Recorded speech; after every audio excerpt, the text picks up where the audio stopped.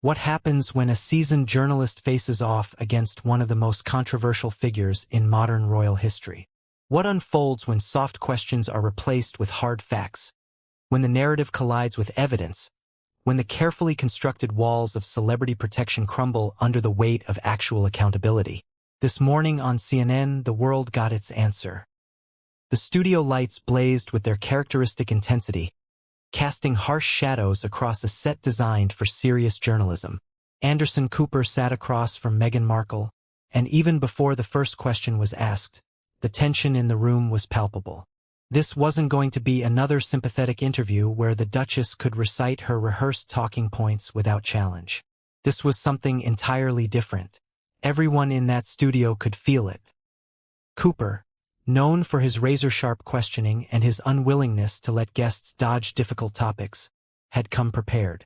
Not with softballs, not with gentle prompts designed to elicit emotional soundbites, but with facts, timelines, and a relentless determination to get answers rather than performances.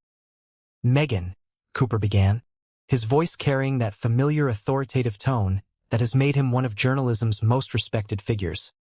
"Let's start with something that's been on everyone's mind.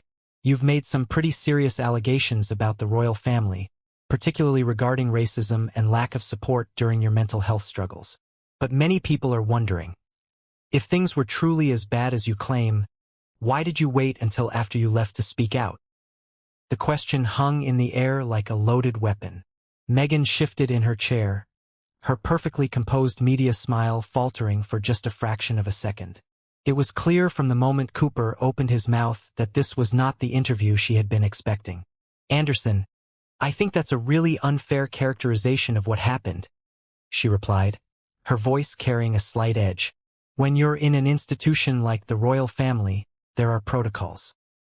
There are ways things are supposed to be handled. I tried to work within the system." Cooper wasn't buying it. His expression made that crystal clear.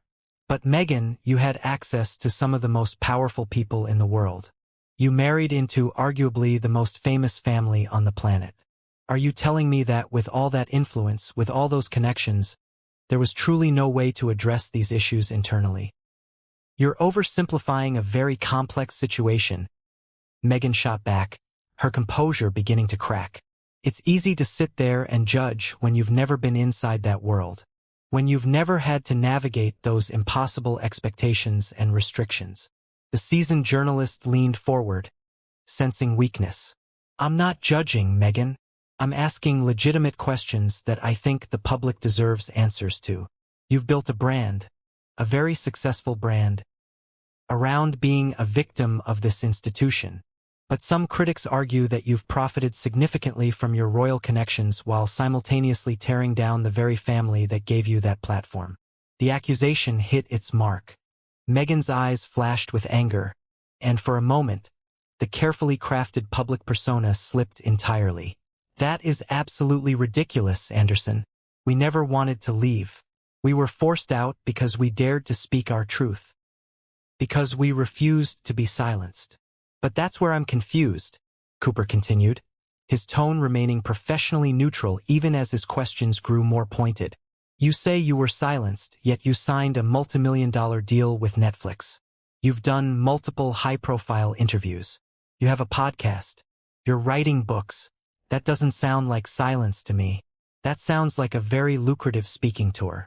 The studio fell dead silent. Even the camera operators seemed to hold their breath as they watched this verbal chess match unfold. Meghan's media training was being put to the ultimate test, and cracks were starting to show in her armor. "We had to find a way to support ourselves," she said, her voice rising slightly. "We were cut off financially. We had security threats. We had a child to protect. What were we supposed to do? Just disappear quietly?" Cooper's response was swift and surgical. "But Meghan, you weren't exactly penniless when you left, were you? You had your own successful acting career, your own wealth accumulated before you ever met Harry. And Harry himself has inherited millions. The idea that you were destitute seems, well, difficult to believe." The question struck at the heart of one of the most criticized aspects of Meghan and Harry's narrative. The claim of financial hardship had always seemed hollow to many observers, given their privileged backgrounds and inherited wealth. Now, faced with direct questioning about it, Meghan was visibly struggling to maintain her composure. "Money isn't everything, Anderson," she replied, but her voice lacked conviction. "Security, peace of mind, being able to control your own narrative, those things matter too." "Absolutely," Cooper agreed, nodding thoughtfully. "But let's talk about controlling your narrative, because that's really what this is about, isn't it? You've been very strategic in how you told your story. Very selective about which media outlets you choose. Very careful about the questions you're willing to answer. But journalism isn't about letting people control their narrative. It's about finding the truth." The gauntlet had been thrown down. This wasn't going to be another sympathetic interview where Meghan could recite her well-rehearsed talking points without challenge. Cooper was making it clear that he intended to press for real answers. Not just sound bites, not just performances, but actual accountability. Meghan's response revealed just how unprepared she was for this level of scrutiny. "I don't think you understand the position we were in," she said, her voice taking on a defensive tone that would only make her appear less sympathetic to viewers. "We were being attacked constantly. Our privacy was being invaded. Lies were being spread about us in the press." "But Meghan," Cooper interrupted smoothly, "the press coverage wasn't all negative, was it? In fact, many outlets were extremely supportive, particularly in the beginning. The narrative of a biracial American actress bringing diversity and modernity to the royal family was widely celebrated. The negative coverage really only intensified after specific incidents and decisions. Can you acknowledge that?" It was a masterful move by Cooper, forcing Meghan to confront the fact that she hadn't always been the victim of hostile media coverage. The early years of her relationship with Harry had been marked by largely positive press, with many outlets celebrating her as exactly the kind of fresh perspective the monarchy needed. Meghan's hesitation before answering spoke volumes. "There may have been some positive coverage initially," she admitted reluctantly, "but that changed very quickly when certain people within the institution decided we were a threat." Cooper pounced on the admission. "Who exactly decided you were a threat?" "Meghan, can you name specific individuals? Because these are serious allegations you're making about people who can't exactly defend themselves publicly due to royal protocol." The question cut right to the heart of the matter. Meghan had spent years making vague accusations about unnamed members of the royal family, safe in the knowledge that royal protocol prevented them from responding publicly. But Cooper was demanding specifics, names, concrete evidence rather than innuendo. The color drained from Meghan's face as Cooper's demand for specifics hung in the air. This was the moment she had clearly hoped to avoid, the moment when vague accusations would need to become concrete claims with real consequences. I can't just throw people under the bus like that, Anderson," she stammered, her usual eloquence abandoning her. "These are family members. People I still care about despite everything that happened." Cooper's eyebrow raised almost imperceptibly, a gesture that spoke volumes about his skepticism. "But Meghan, you've already thrown them under the bus, haven't you? You've made these allegations publicly. You've damaged their reputations. You've called them racist. The only difference is you've done it without having the courage to name names, which frankly makes it worse, not better." The journalist's words hit like a sledgehammer. The studio audience, the production crew, everyone watching could feel the shift in momentum. This wasn't just tough questioning anymore. This was a complete dismantling of Meghan's carefully constructed victim narrative. "That's not fair," Meghan protested, but her voice cracked slightly. "We never called anyone racist. We said there were concerns about our son's skin color, which is completely different." Cooper leaned back in his chair, the picture of professional composure, while his guest visibly struggled to maintain hers. "Is it though? Because when you tell Oprah Winfrey that members of the royal family express concerns about how dark your child's skin might be, what exactly do you expect people to conclude? You can't make an accusation like that and then hide behind semantics when called out on it." The reference to the Oprah interview was strategic brilliance on Cooper's part. That interview had been Meghan's safe space, her friendly territory where she could make explosive claims without fear of real pushback. Now she was being forced to defend those same claims under actual journalistic scrutiny.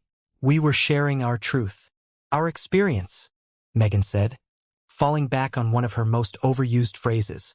"We never intended for it to be interpreted as calling anyone racist." "Your truth," Cooper repeated, letting the phrase hang in the air with obvious disdain. "Meghan, journalism isn't about truth with qualifiers. It's about the truth. Period. Either someone made racist comments about your child or they didn't. Either you were denied mental health support or you weren't. Either you were treated differently because of your race or you weren't. You can't have it both ways." The systematic deconstruction was beautiful to watch. Cooper wasn't raising his voice, wasn't being overtly aggressive, but he was methodically destroying every pillar of Meghan's public narrative with surgical precision. Meghan tried desperately to regain control of the conversation. "You're putting words in my mouth, Anderson. The situation was much more nuanced than you're making it seem." "Nuanced," Cooper mused, as if tasting the word. "That's interesting because nuance requires context, doesn't it? So let's provide some context. You claim you were denied mental health support, but the royal household has confirmed they offered you access to their counseling services. You claim you were treated differently, but you were given a multi-million-dollar wedding, multiple homes, a full staff, and integration into one of the world's most prestigious families. Where exactly was the mistreatment?" Each point landed like a physical blow. Meghan's media training had clearly not prepared her for this level of detailed, fact-based questioning. She was used to sympathetic interviewers who accepted her version of events without challenge. "The counseling they offered wasn't real help," she said desperately. "It was just damage control. Trying to keep everything quiet, trying to manage the situation instead of actually helping me." Cooper's response was swift and devastating. "But how do you know that, Meghan? Did you actually try their services? Did you give them a chance to help? Or did you decide ahead of time that any help they offered wasn't good enough because it came from them?" The question exposed a fundamental flaw in Meghan's narrative. She had rejected help when it was offered, then complained about not receiving help. It was a contradiction that made her entire victim story start to crumble. "It wasn't that simple," she insisted, but even she seemed to realize how weak that sounded. "Actually, it kind of is that simple," Cooper replied with devastating calm. "You either sought help through the proper channels or you didn't. You either gave the institution a chance to support you or you didn't. From what I can see, you made demands, and when those demands weren't met exactly as you wanted, you decided the entire system was against you." The moderator had turned prosecutor, and Meghan was clearly losing the case. Her composure was completely shattered now, her carefully maintained public image cracking under the pressure of actual accountability. "You don't understand what it's like," she said, her voice rising with frustration. "You don't understand the pressure, the scrutiny, the impossible standards." Cooper's response was perhaps the most brutal moment of the entire interview. "Meghan, I've been a journalist for over 30 years. I've covered wars, natural disasters, political scandals, celebrity meltdowns. I've been attacked, threatened, criticized, and scrutinized by some of the most powerful people in the world. The difference is I don't expect sympathy for doing the job I signed up for." The comparison was devastating because it was so obviously true. Cooper had faced genuine danger, real threats, actual consequences for his work, while Meghan was complaining about the pressures of a life of luxury and privilege. "That's completely different," Meghan protested, but everyone could hear how hollow the argument sounded. "Is it?" Cooper challenged. "You chose to marry into the royal family. You knew what that meant. You knew about the media attention, the protocols, the expectations. You made that choice as an adult, and now you want to be treated as a victim because that choice came with responsibilities you didn't want to fulfill." The statement hung in the air like a verdict. Cooper had just articulated what millions of people had been thinking, but few had been willing to say so directly. Meghan had made choices, adult choices, with predictable consequences, and was now demanding sympathy for experiencing those consequences. Meghan's next response revealed just how far she had fallen from her usual composed media persona. "This is exactly the kind of treatment that drove us away," she snapped. "This aggressive questioning. This refusal to accept our perspective. This constant demand that we prove ourselves." Cooper's smile was thin but unmistakable. "Meghan, this isn't aggressive questioning.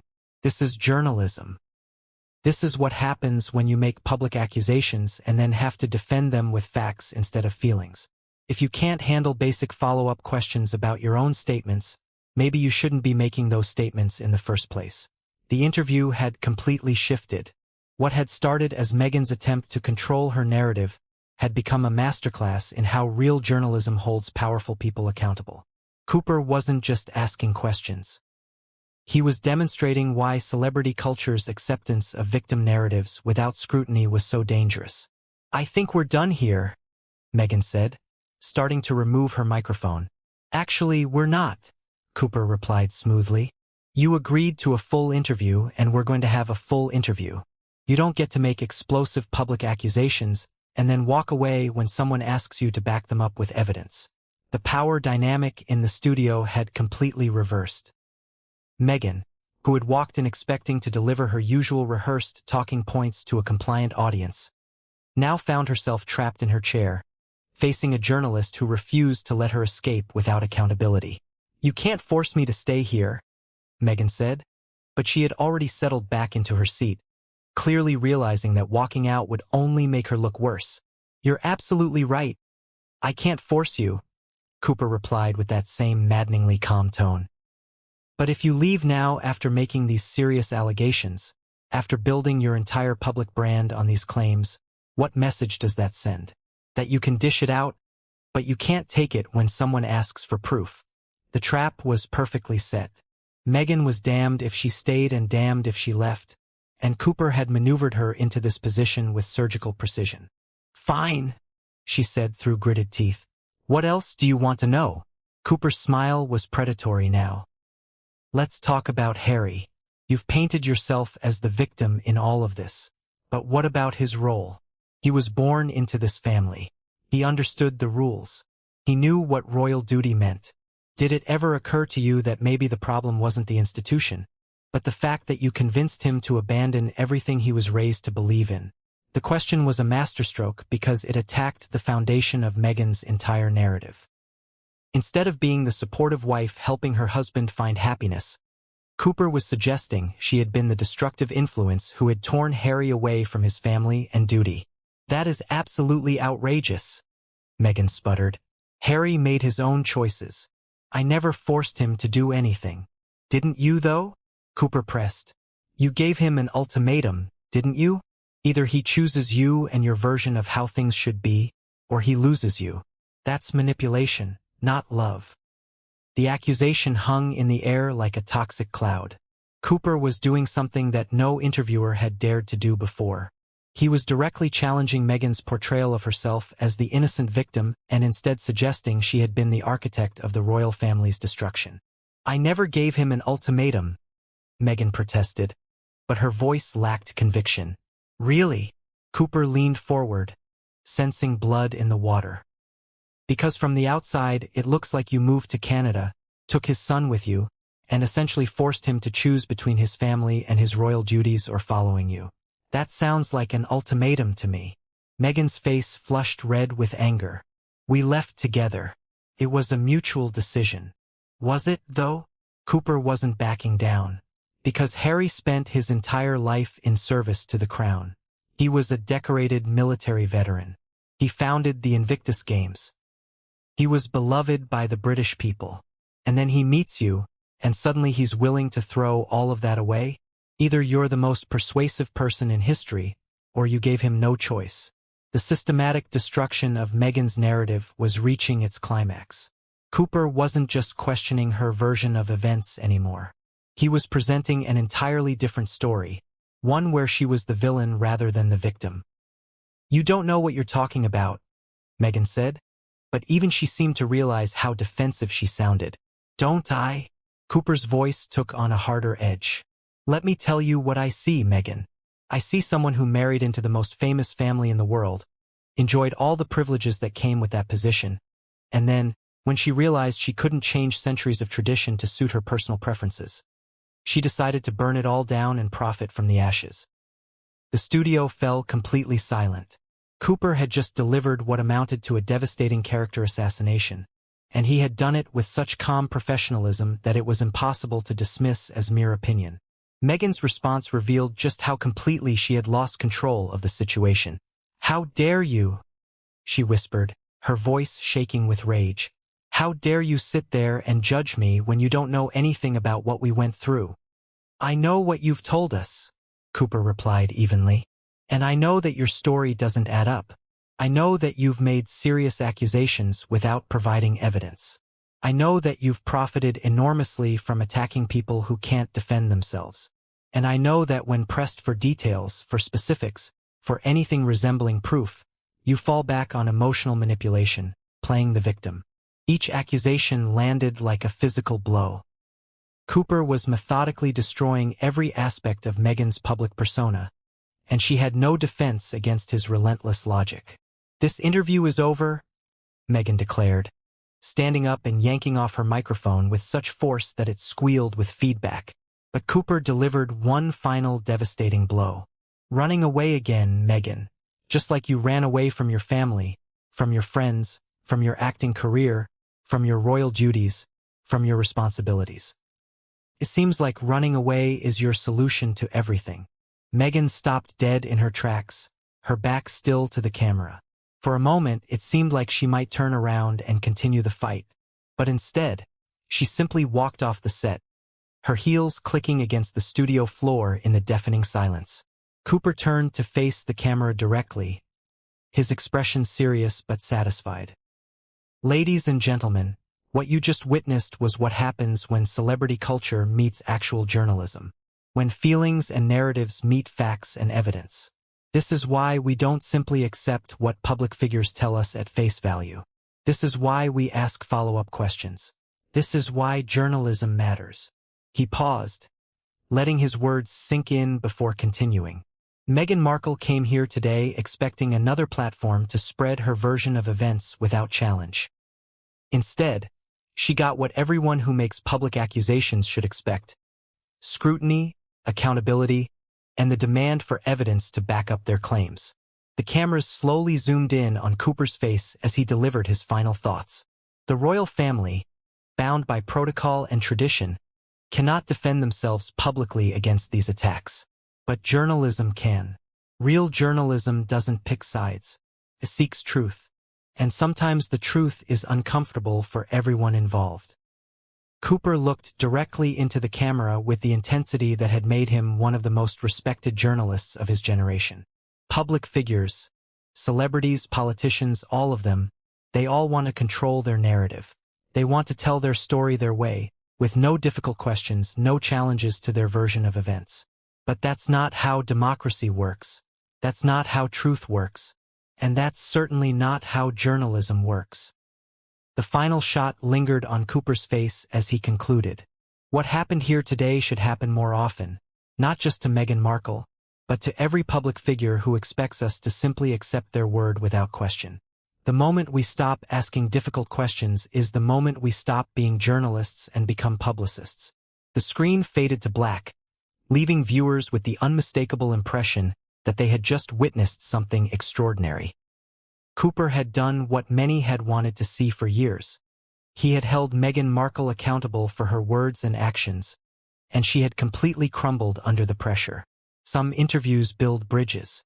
Others expose fault lines. This one didn't just expose them, it tore them wide open for the entire world to see. 26 minutes. Dozens of questions.